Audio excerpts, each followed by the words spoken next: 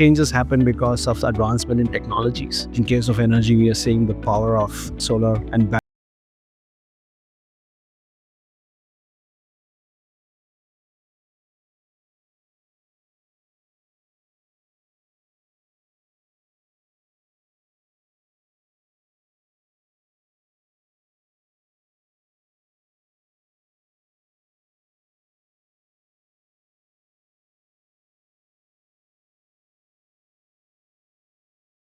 Box. I would want to be careful in calling it. I may be sounding a bit pedantic when I say it. It's not just digitization, of course.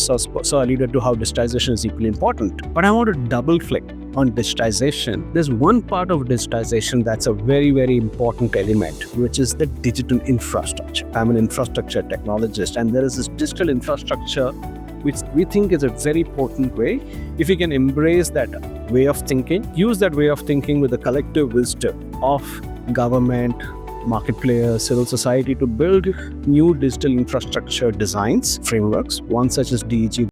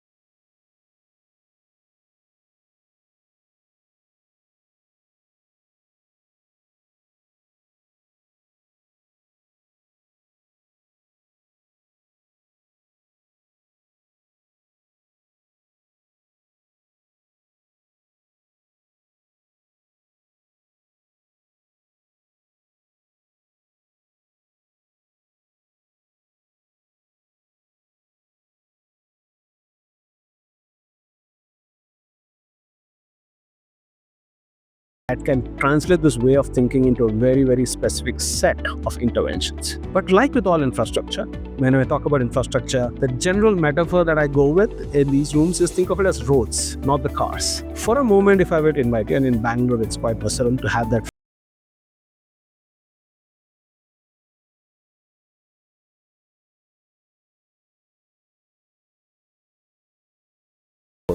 unless Ferrari gives you a designer road wherever you go.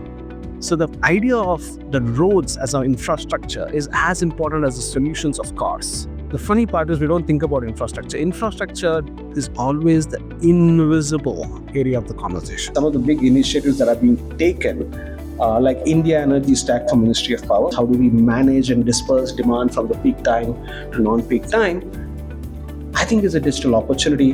And that's where I think coordination, having all of them talk to each other, is the essence of why we think there's no better time to talk about unifying an energy grid digitally.